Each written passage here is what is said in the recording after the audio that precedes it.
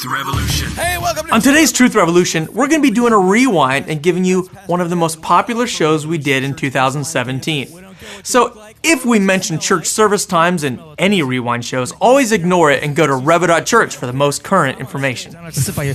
But really, it doesn't matter to us. We just want you to know that you're welcome here at Revolution Church. We don't care what you wear. We really don't. We don't care what's been in your past. We know you've done things, thought things that you haven't told anybody about. Because you have too. Because I have too. Right, and so have I. We just know that God wants to have mercy on us for those things and wants a relationship with us. So that's what we're all about here. But hey, today we got a very special show. We love to talk about science, logic, philosophy, all those things. Today we're going to hit a whole bunch of them because we're talking to a skeptic. Oh, yeah. Who has written a book about Christianity.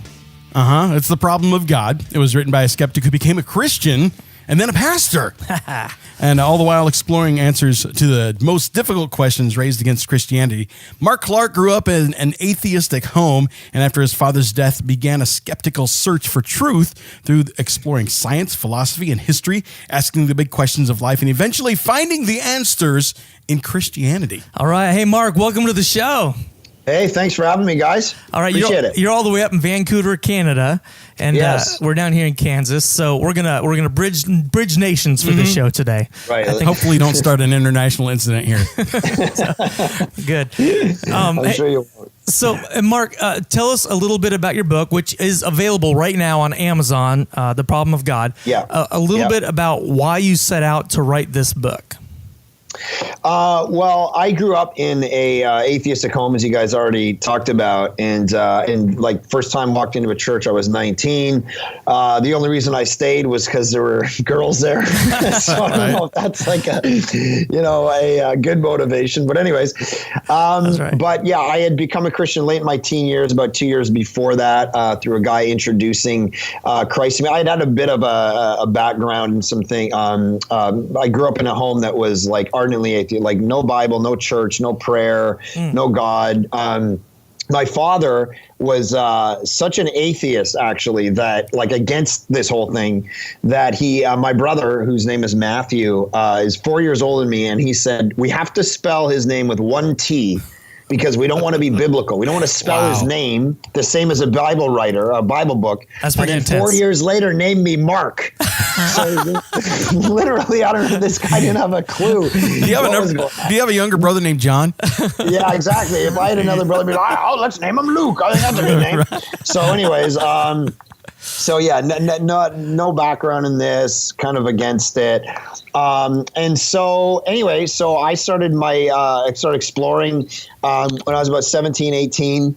I'd gone to summer camp and kind of heard some of the stories and stuff, but didn't like live it out, didn't go to church or anything. And then a guy when I was about 17 in woodworking class just started telling me about Jesus, and man, you got to get your life in order. And so I started going, okay, and I started exploring it. But I'm a rational person who likes to believe things because there's evidence, like most of your listeners probably. Oh, yeah. We don't like to just believe stuff because it feels good. That's right. And actually, it didn't feel, when you're 17, 18 years old in high school, Christianity doesn't necessarily feel good. No. Because it's like, you don't get to do whatever you want. You don't get to sleep with whoever you want and drink whatever you want and smoke whatever you want, which is what I was doing. And so it was kind of like, okay, this is actually bashing up against my life in a very real way. And so I got to figure this out. So anyway, philosophically, scientifically, psychologically, historically, and as I researched that, it became very clear to me that in the marketplace of ideas, Christianity was the most truthful, hopeful, legitimate, rational thing that a person could believe. And if that was true, I had to give my life to it and had to, so Jesus kind of came up against me pretty, in a pretty stark way. So some people will say things like, well, okay, if you were an atheist, you became a Christian, it's just probably because you felt empty inside. You were looking for some meaning. Do you think that's what it was, or was there more to it than that? No, that's not what it was. I was a high school kid, stealing, doing drugs, doing all the stuff you would, having fun. If you would have walked up to me when I was 17 and gone, you're empty, I would have been like, what are you talking about? I'm living the dream. So no, that wasn't it. It's like you either deal with truth or you don't. Yeah. And if this thing's true, if this guy really rose from the dead, then I got to reorganize my life. So that's, that's where I kind of, started to go, okay, some things are at stake here. And so, started, accepted Christ, started just studying the Bible. Took me a long time to kind of lose most of the habits that I'd picked up from those years, So when I started going to church, like literally, I think I stopped smoking maybe the year before I became a pastor. Yeah. So it was like, reading the Bible, smoking, hanging out, telling people about Jesus, baptizing people out in 2:00 in the morning. Before I was baptized, weirdly enough, I was baptizing people. Wow. Like I would preach to people in my town, and we'd go out in the water, which ecclesiologically probably isn't, the best format. But anyway, I'd go out and, tell people about Jesus at 2 a.m, and they'd go, okay, I want to believe, and go to Lake Ontario. I grew up outside Toronto before I came to Vancouver, and we just baptized them, and and then I started going to church a couple years later. So that's crazy. That is a funny story. You're baptizing them. Have you been baptized? Not yet, but it's like, hey, I'm gonna get is around that a thing? I don't know. That's a thing. Yeah. It wasn't until I went to church that I realized that you're not supposed to baptize people before you're baptized. Right. That's funny. Okay, so you in your book though, you go over a lot of the different topics that basically you might have wrestled with logically. And that a lot of people wrestle with logically. I mean, the problem of science, the problem of God's existence, the problem of the Bible, evil and suffering, hell, sex, hypocrisy. So I just want to hit some of these. We'll get in, get out. There's a lot to talk about today, but I want to start with the problem of hypocrisy because this is huge for a lot of people. Right. It's one of the big things that when you really boil it down to the basic point, a lot of people are just sick of the hypocrisy and they just want to find something different. Yeah. And even if they believe in God, sometimes they avoid the church because of hypocrisy. So give us a little hint about what your chapter in the book about hypocrisy is about. Yeah, well, it goes through a bit of the classic mythology of the churches, burning witches and killing everybody and going on wars and all the kind of the Crusades and the Inquisition and all this stuff and saying, hey, I thought you were Christians.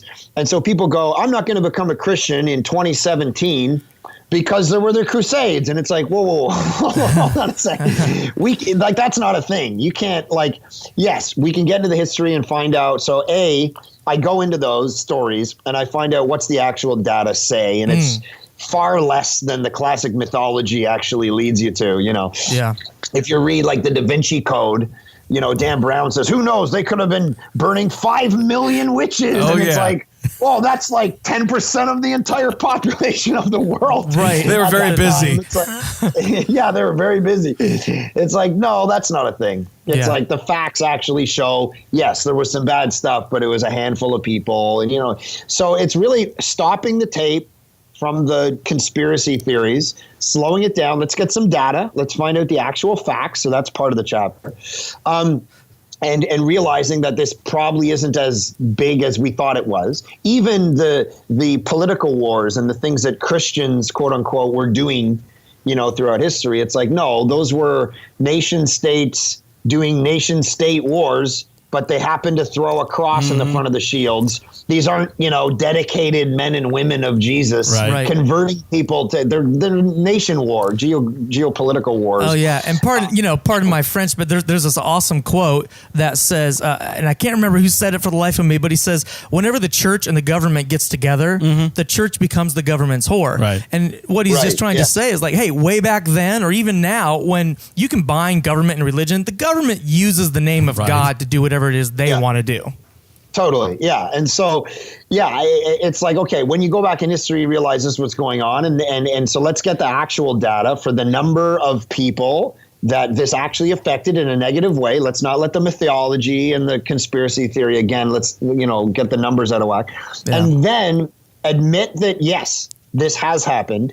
Sorry, this doesn't represent Jesus, but also recognize all throughout history there's been hypocritical Christians, people who aren't actually Christians, who claim the name of Jesus, who are self-deceived. This is what Jesus taught all through the Sermon on the Mount. There's going to be people who think they're in, but they're not actually in, and they're not representing. And then, of course, we have the founder of this faith, which let's take Christianity just on what he does, not what his followers do. Right. Thank you. Here's a guy who died for his enemies. Here's a guy who said, don't pick up the sword. So let's evaluate it, as C.S. Lewis said, not on what your neighbor thinks or what you read in some book. At the end of the day, it's going to be you and God, and he's going to go, what did you do with my son.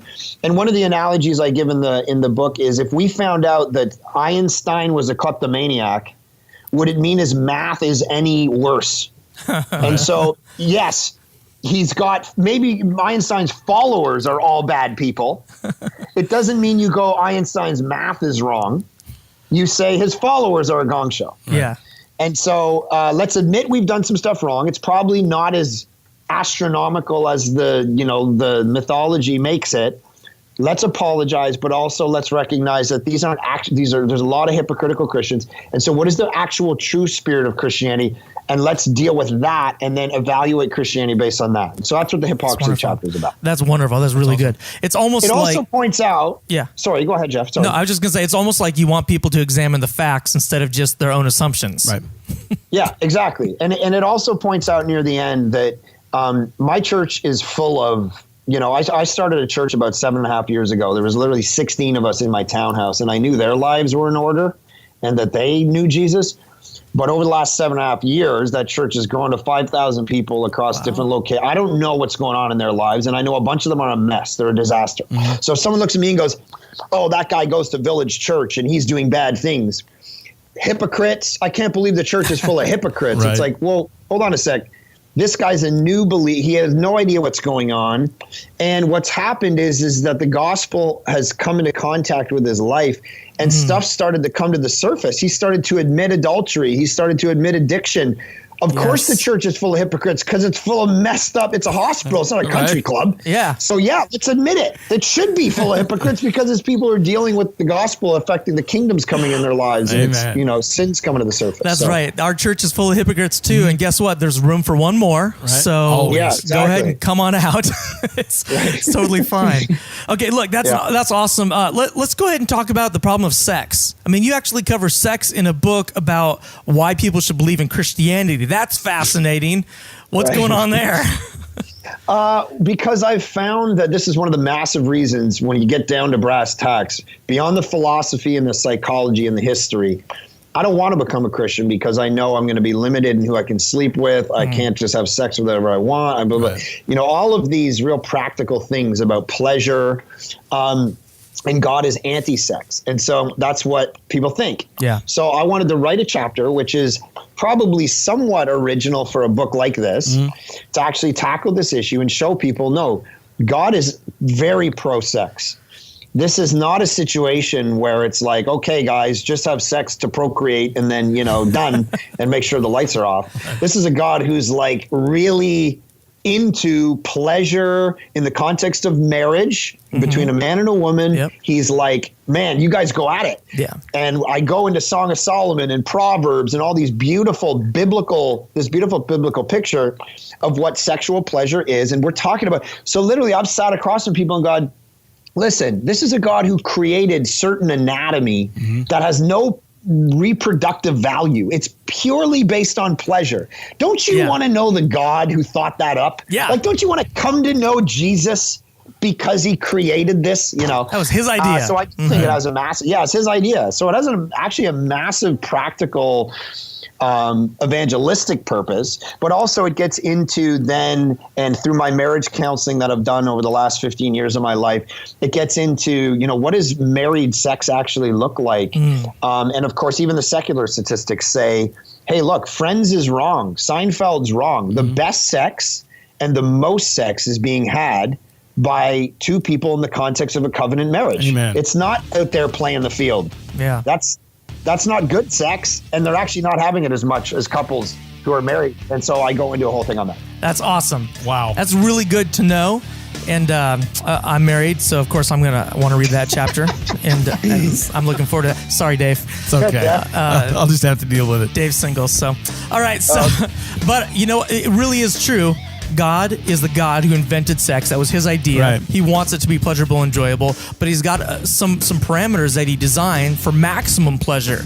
And so it's important. All right, we're going to come back. We're also going to talk about evil and suffering, the problem of the Bible. We're going to answer Bible contradiction, God's existence, problem of science, some of the stuff we like to talk about. Right. So, not that we don't like to talk about sex. But all right, come on out to Revolution Church. Jeff, you do. Yeah, of course I do. Yeah, I can't stand Dave. I don't let Dave. All right, we're going to be right back after this break. And come on out to Revolution Church. Truth Revolution. And we're back. We're talking about, hey, the problem of God. Yep. You know, atheists out there, skeptics out there, got a problem with God.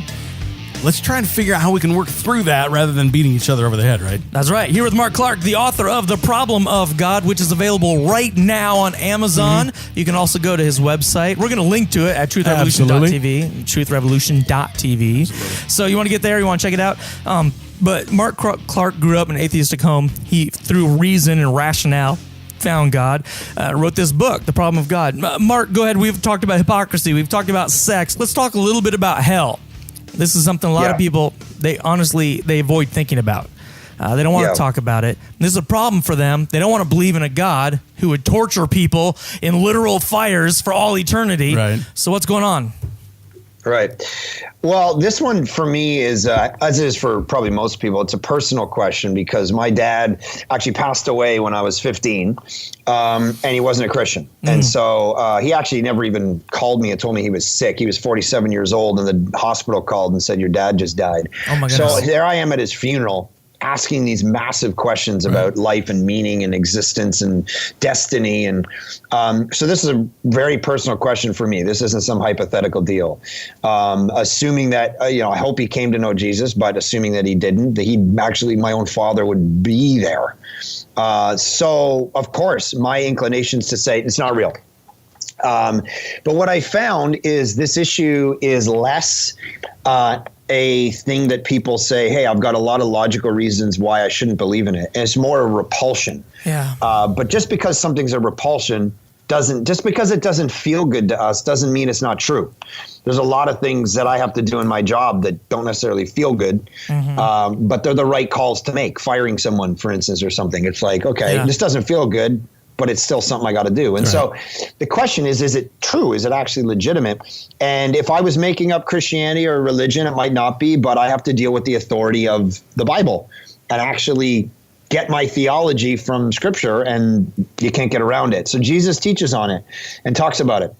And so for me, logically, it actually makes sense because we all desire justice, whether it's someone cutting in line or genocide.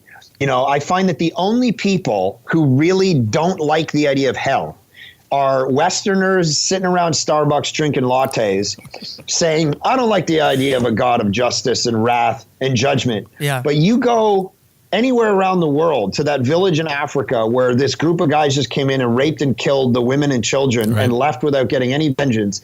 And what they're going to tell you is, I don't want to worship a God if there is no hell, if there is no wrath, if there is no judgment. Yeah. Why is he worth worshiping if Hitler and Stalin and everybody's sitting around heaven holding hands, singing? That's not a legitimate thing. Right. And so what we've got to deal with is how much of this issue, this repulsion, is just ethnocentricity of we live in a modern world, we live in the suburbs, we don't like the idea of hell, versus the rest of the world that actually goes, if there's no God of judgment and justice here, I don't even want to believe in him. He's not worth worshiping. Yeah. And so I had to check my presuppositions and go, am I actually just kind of in an echo chamber of the West? And that's true about all the questions in the book.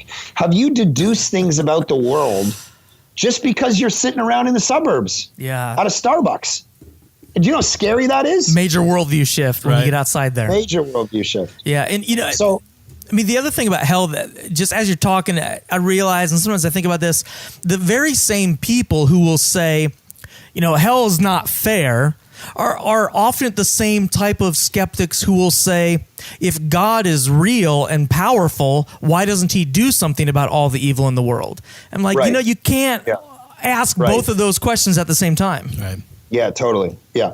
And actually, Miroslav Volf talks about the idea that the idea of hell or the idea of justice and vengeance being taken out by God is actually the only way that we can be people of nonviolence in the present world. Yeah. Because he says theologizing violence is the only way to not actually take it on yourself. If you believe God's going to do the vengeance thing in Romans 12, then you don't have to retaliate in the present because you know justice is going to be dealt with. That's exactly right. when Jesus says to love your enemies, I can do that, and I don't have to worry about the consequences because I know God's going to take care of that situation. Amen. Yeah, so that's part of it, and of course, then like you said, the burning and the fire. The book gets into it. Apocalyptic literature. I don't know how literal flames will be actually involved. Of course, fire is an image of the Bible, of judgment, of that kind of stuff. But as Tim Keller points out, just even if we said the fire is some type of symbolic apocalyptic thing, it doesn't mean that it's going to be easier.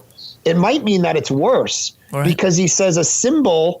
And the image I give in the book, I think, is if you're walking in a mall and you see one of those yellow signs and there's a guy slipping, you might go, oh, that looks brutal. But then if you actually slip and crack your head, it's worse. Way worse than the symbol. Yeah, so the symbol is actually just a pointer to something that's far worse, some kind of an emotional, psychological, physical separation from God. And the minute we lose that because we're afraid of, we just want God to be this palpable, daft old uncle who plays chess and hangs out with everybody. Yeah. I think we're missing something. I think the world needs to see those, both sides of God. And I think it's a real thing that we can't abandon. So, and I think it's completely logical. I think, what I talk about in the book is Jesus talks about there's going to be people who get different levels of judgment. Yep. That's part of what God's deal is. So the regular Joe non-Christian is not going to actually, it's going to be awful, don't get me wrong, but it's not the exact same level of judgment as the Hitlers of the world and so on. And almost every judgment passage in the Bible, whether it's John 5 or Revelation 21 or Romans 2 or whatever it is, constantly talks about he's going to deal out death and judgment based on what we did. Constantly comes back to that. Yes. And I think that's the reason for it. It's not going to be just the same for everyone. That's right. We are allowed into the presence of God based on the forgiveness that Jesus Christ offered through his death on the cross and resurrection, but we are judged after that based on our deeds. So, Amen. hey, this discussion right here reminds me of the Bible contradiction for today, so let's go ahead and do a Bible contradiction. All right. Bible contradiction. All right, today's Bible contradiction brought to you by 1001BibleContradictions.com. Oh, great. Yeah, Jesus taught resistance, or was it non-resistance? Okay. So John 2:15 and 16 says, so he made a whip out of cords and drove all from the temple courts, both sheep and cattle. He scattered the coins of the money changers and overturned their tables. So he was pretty upset. Right. And so Matthew 5:39 through 40 says, I tell you, do not resist an evil person. If anyone slaps you on the right cheek, turn to them the other cheek also. And if anyone wants to sue you and take your shirt, hand over your coat as well. Yeah, we can just go through all sorts of things in Matthew chapter 5 and elsewhere. Which one of these guys is the real Jesus? Yeah, the violent one or the non-violent one? Okay, well, we use our CRACKed acronym. Okay. And the letter D stands for? Dialect. Dialect. What types of words are being used here? What types of teaching is given? Let me just ask you, which one of these was teaching and which one of these was just telling us what Jesus did? All right, the Matthew chapter 5 one was Jesus telling us what to do. Okay, that was a teaching. We are supposed to not resist the evil people. We're supposed to turn to the other cheek. We're supposed to love our enemies. When you get into John chapter 2, this wasn't an example for us to follow. Right. This is Jesus being God inside the temple. And okay, as a parent, I can say something to my 6-year-old child. I can say, do not drive the car to my 6-year-old child, but it's perfectly acceptable for me to drive the car, right?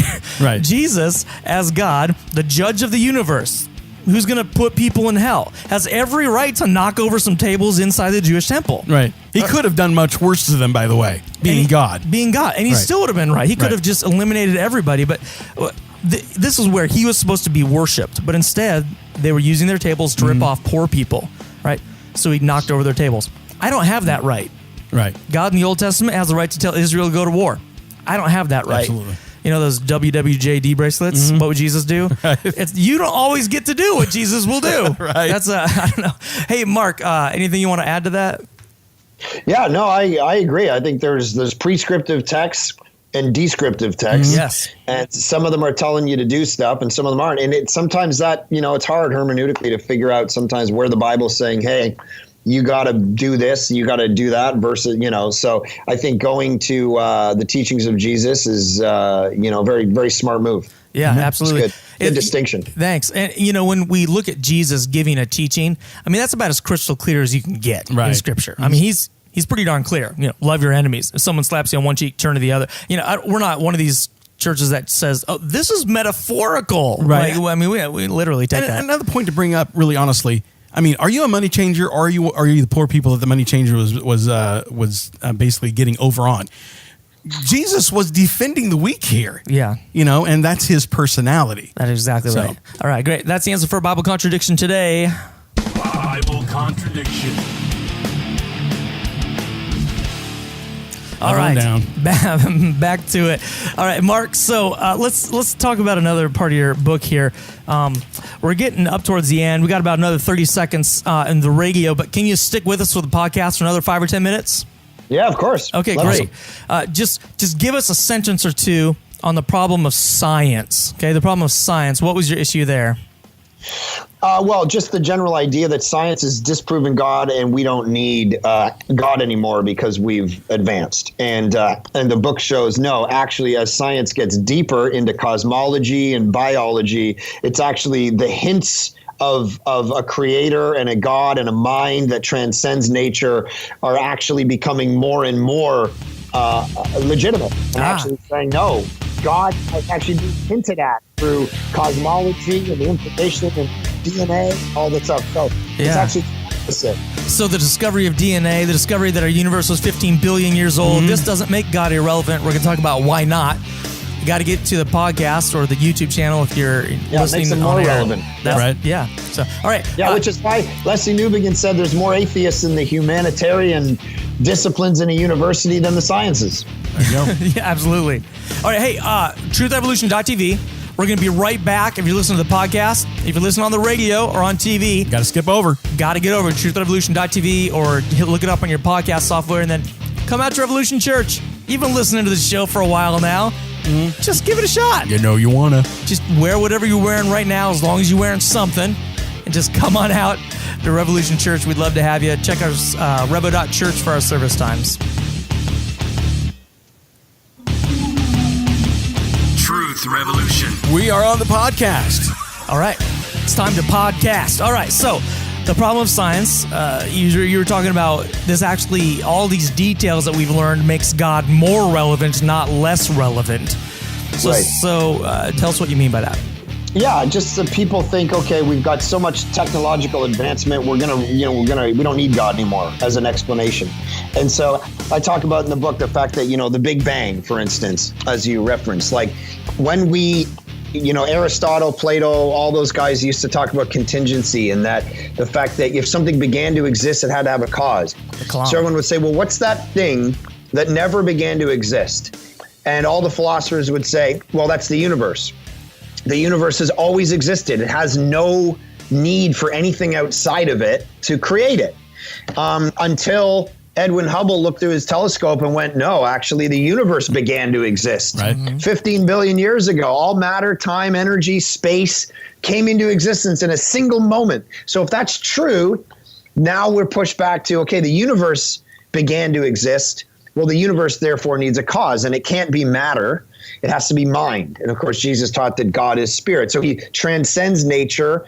And so the origins of the universe hint for a need for actually something that exists outside of it to make it. Yeah. And so that's been a huge thing. Biology, the more we've looked into, Darwin during his day was doing observational science. He was cracking open birds and looking at stuff with microscope, yeah. That's great. He didn't have a DNA. Mm-hmm. He wasn't looking into the amount of information in a DNA strand going, oh my goodness, this is 30 encyclopedias full of information. Yeah. Right. In what's going on here? There had to be a mind. And it's not random information, it's intelligent information. So the deeper we go, the more rational God actually becomes in the context of science. So I show that in the book, that it's doing the opposite to what everyone thought it would do 60, 70 years ago. That's awesome. And again, this book is The Problem of God, available right now on Amazon, or you can hop over to his website. Just go to truthrevolution.tv. We'll link to it. Great stuff there. Let's talk about the problem of the Bible. Presumably, you grew up in an atheist home. Well, you did grow up in an atheist home. Was a Bible present there when you were growing up? No. Never was exposed to the Bible. What was your thought about the Bible before you became a Christian? Well, I just thought it was old stories of made up, crazy stories of miracles, and it wasn't modern. It wasn't like a legit thing. It was this old ancient thing full of fairy tales. And what changed your mind? Looking at it, doing the research, understanding. I mean, for a while, it was interesting. Before I ever walked into a church, my first interaction was with the Bible. And what I found there, as Augustine said, was, he said the Bible is the face of God for us now. And it's like there is something in the power of reading the Bible for me, for the skeptics out there. Like, push aside, read the Bible. It's actually God uses it to speak in a crazy way. So my first interaction was God actually meeting me in the pages of the Bible and speaking truth and power into my life. And then I started researching, is this legitimate? And just started looking at the historical stuff. And so I include all that in the book, comparing the manuscripts to different manuscripts at the time, and why Old Testament and New Testament scholars say that the New Testament and the Old Testament together is the most trusted stuff in antiquity, the most trusted writing, more than all the stuff that we trust, right, by way of the amount of manuscripts, how soon after it was written. You read these skeptical books and they're like, you can't trust the Bible. It was written 50 years after the events. It's like 50 years in the scope of antiquity. That's like a tweet. Right. That's like right in the present moment, because all these books are written 500 years after the events, and we don't question them. Yep. And then literally we have these things written 30, 40 years after the death and resurrection of Jesus, where constantly they're citing names of people. They're saying, hey, look at Alexander and Rufus, and hey, go talk to these 500. These were the eyewitnesses of the resurrection, Paul says in 1 Corinthians 15. Go and ask them. And what scholars point out is these documents, none of these stories, if they were made up, ever would have been accepted, and they never would have got traction, because everyone who was still alive when they were being passed around would have said, that didn't happen. Yes. Those 2,000 pigs weren't drowned. That's right. He right. never fed 5,000. He never did this, and it never would have gotten any traction. But the fact that it did, what you do if you want to make up a story is you got to wait till all the eyewitnesses are dead, and then you can make up whatever you want. Exactly. Exactly right. So, and then, of course, there's all the counter, as Tim Keller talks about, and I cite him in this chapter a few times, where the counterproductive content in the Gospels, where if you and I were coming up with a religion and going, we want Jesus to look perfect, we want the disciples to look great, blah, blah, blah. It's a total fail, because Jesus is questioning himself on the cross. He's talking to himself. Why have you forsaken me? It's like, I just spent 16 chapters trying to convince you he's God. Right. And now he's talking to himself, and he's sweating in the garden, and he's saying he doesn't want to do it. And then people come up to him and they say, do you know when you're coming back? And he's like, I don't have a clue. Right. And they're like, but aren't you God? Aren't you all knowing? Oh yeah, I know everything. So when are you coming back? I don't know. It's like, this is counterproductive information. Just erase this stuff, whitewash it, don't put it in there. But they keep it in there, and scholars say it's because it just kind of happened. Yeah. It's like they're actually telling a real story. Right. Eyewitness news. That's right. Like if the three of us were trying to see, here's what's fascinating to me when I started reading this stuff. If the three of us were trying to create a religion, here's what we wouldn't do. We'd say, okay, Dave, okay, Jeff, you write your gospels, I'm going to write mine, but let's make sure that there's the same amount of angels at the tomb that talk. Right. Yeah, exactly. So how many are we going to go with, guys? Exactly. 2 or 1? And we'd go, okay, 1. And then we'd all, but you read the Gospels, one of them's got 1, one of them's got 2. It's like the fact that, and of course they're not contradictions, as you guys have talked about. It's just one of them's telling us how many of them spoke, and the other one's just telling us how many were there. And I don't know if you've done work.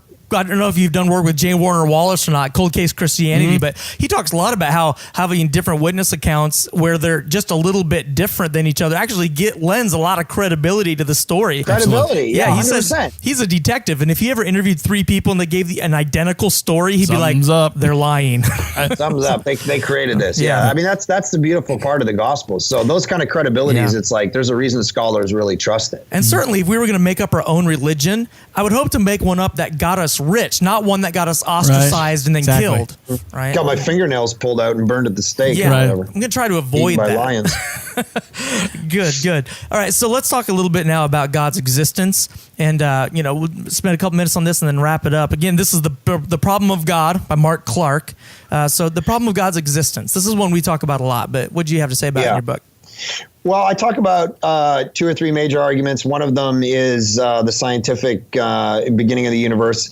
The other one is the moral law. That was huge for me when I started reading just the idea of, I know, why do we all agree that dropping napalm on babies is wrong? Why do we all agree that rape is wrong? And we wouldn't, if there was a pure evolutionary explanation for our morality, our cognitive faculties got wired purely by hundreds of thousands of years of our grandparents making decisions, then we've deduced things that are contrary to that, because killing the youngest in the litter is actually very helpful for us. But we, of course, go, well, that's wrong. You can't just go, kill a bunch of your young. You have 5 children. You're like, oh, that one looks a little slow. I'm going to throw them in the garbage. We don't do that. But why? If our cognitive faculties were purely hardwired into our brain by the choices we had to make to survive, then we wouldn't think anything of genocide. It'd be like, of course, take the weak among us and make them slaves. Yeah. Who cares? That's not a big thing. But somehow we have a morality that transcends nature. And where did it come from? Why do I know that breaking in line is wrong?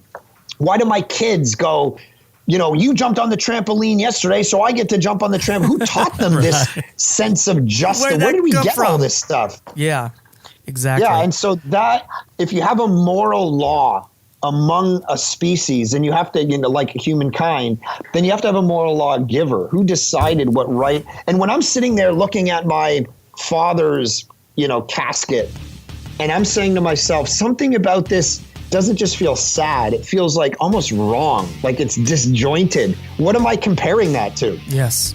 Some kind of way it's supposed to be. That's right.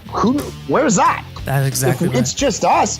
If it's just nature, red in tooth and claw, I got nothing to compare this to. That's right. So somewhere in my, as Paul talks about in Romans 2, it's because God hardwired that into our minds to actually seek him out. And so the idea of the beginning of the universe, the idea of the moral law, these are things that, we definitely have to wrestle with and go, these are actually pointers to the existence of God. That is awesome. All right. Hey, Mark, thanks so much for being on the show today. This has been awesome. Thanks. Good. Thanks for having me, guys. Really appreciate it. Yeah. I hope everybody goes and gets your book, The Problem of God. As you can tell, Mark's super intelligent guy. It's going to be a great book on Amazon. Go to truthrevolution.tv. We're going to link right to him. Thanks again for joining us. It's been great. Cool. Thank you.